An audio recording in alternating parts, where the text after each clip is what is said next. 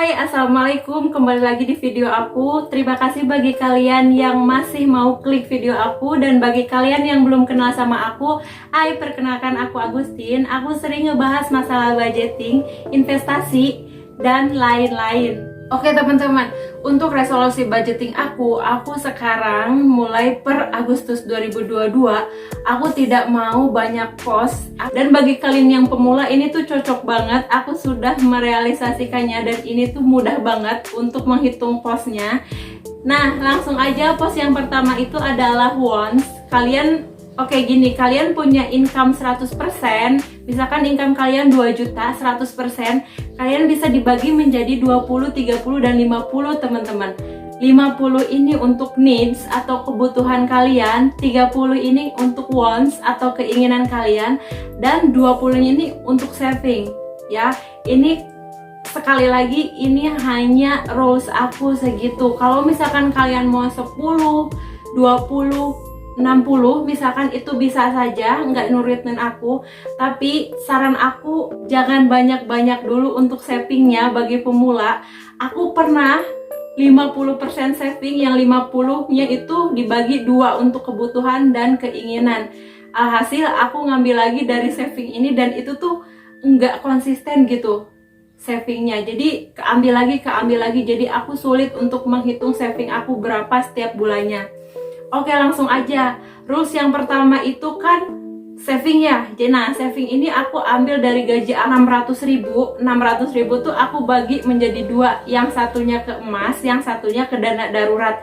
Kenapa ke dana darurat dan emas? Yang emas ini aku simpan untuk investasi jangka panjang, dan yang darurat ini aku simpan untuk tiba-tiba ada apa-apa, tanda kutip aku butuh uang banyak dan langsung cash gitu. Karena sebenarnya si investasi emas juga ini bisa digadaikan lagi teman-teman di aplikasi pegadaiannya. Itu tuh sangat liquid banget, emas juga bisa dicairkan. Tapi kan sayang banget ya kalau misalkan kita investasi emas tapi harus kita ambil lagi di tahun sekarang. Biarlah emas itu buat 2 atau 3 tahun ke depannya supaya value-nya itu lebih sudah meningkat gitu teman-teman. Yang bisa jadi tadinya kita hanya beli 10.000 di era sekarang, itu bisa aja kita beli lagi atau jual lagi di 2 tahun atau 3 tahun mendatang, itu harganya 15.000 atau naik seperti itu. Oke, rules yang kedua itu adalah wants ya teman-teman. Jadi wants ini biasanya aku gunain untuk jajan atau self reward aku dan skincare teman-teman seringnya. Dan si wants ini kan 30% ya, 30%-nya dari 3 juta berarti itu 900.000 rata-rata seperti itu. Nah, skincare aku pakai Marwah Skincare. Nah, di sana tuh yang paling mahal aja aku budgetnya yaitu 350.000 satu package-nya itu. Nah, jadi aku ambil yang 350.000 itu, walaupun nanti misalkan di bulan ini aku nggak beli skincare, aku tetap itu masukin pos skincare 350.000 walaupun nggak dipakai. Nah, nanti di akhir bulan kalau itu nggak dipakai, aku bisa masukin lagi ke saving atau ke tutup budget ya gitu teman-teman. Jadi kita collect semua uang, sisa-sisanya itu berapa untuk jajan sendiri. Aku ini sebenarnya dari 350 dan ke 900.000 itu masih gede ya teman-teman. Tapi aku itu mau coba ngalokasiin jajan aku itu sehari 10.000, kalau bisa sehari 10.000. Jadi challenge-nya seperti ini, sehari 10.000. Kalau misalkan aku nggak jajan sehari, jadi di hari berikutnya aku bisa jajan yang 20.000. Jadi seperti itu. Jadi jangan sampai seminggu itu lebih dari 70.000 teman-teman. Kalau misalkan dari hari Senin sampai Jumat kan itu aku kerja ya, aku nggak jajan misalkan, aku bisa hangout untuk jajan yang keluar kemana, kan itu kan kalau hangout itu butuh ekstra bensin juga ya. Nah, si 70.000-nya ini aku gunain untuk beli bensin untuk jalan-jalan dan juga untuk jajannya. Oke, yang ketiga itu adalah needs. Nah, needs ini biasanya adalah hal-hal kebutuhan yang kalian butuhkan setiap bulannya, yang repeat kalian pakai. Kayak misalkan kalau kalian ada cicilan motor atau cicilan rumah atau misalkan bayar kos-kosan, itu kan sudah needs banget ya, itu harus kalian bayar. Kalau aku di sini ada yang namanya iuran, itu kasih ke orang tua karena aku masih tinggal sama orang tua. Terus juga ada yang namanya internet, aku masukin ke needs internet atau wifi di rumah aku. Terus juga transport itu aku masukin ke needs. Jadi satu lagi yaitu groceries. Needs-nya itu needs variabel ya untuk groceries.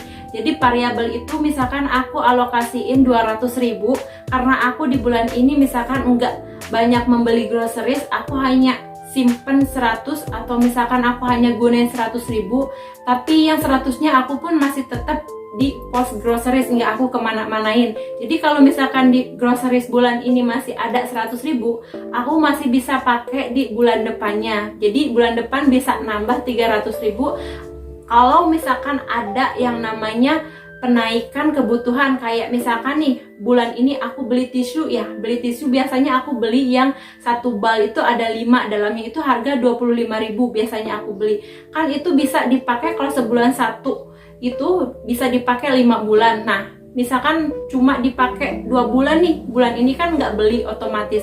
Nah bulan depan atau bulan berikutnya kan itu pasti beli lagi.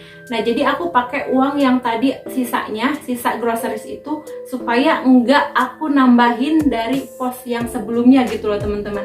Kan setiap bulannya misalkan aku ngepost si groceries ini kan 200.000, karena bulan depan itu naik kebutuhannya. Kalau aku nggak simpen yang ini, nanti aku bisa double atau bisa naik, ningkat juga gitu value postnya. Jadi yang tadinya 200 bisa-bisa jadi 300 aku simpennya. Jadi mau nggak mau setiap bulannya itu aku konsisten 200.000. Mau kebutuhan akunya pas 200.000 atau kurang 200.000, berapapun sisanya akan aku tambahkan ke untuk bulan berikutnya gitu. Karena setiap bulannya itu groceries nggak mungkin sama belinya, yang itu nggak mungkin. Ada beberapa yang beli aku packaging, atau ada yang beberapa yang beli sasetan atau yang pakan gitu kan. Itu kan yang pak-pakan itu kenapa aku beli yang pak-pakan sekaligus, karena itu tuh lebih murah biasanya daripada yang sasetan seperti itu. Nah jadi untuk menghindari kenaikan value plan untuk budgetnya, aku simpan aja di groceries post.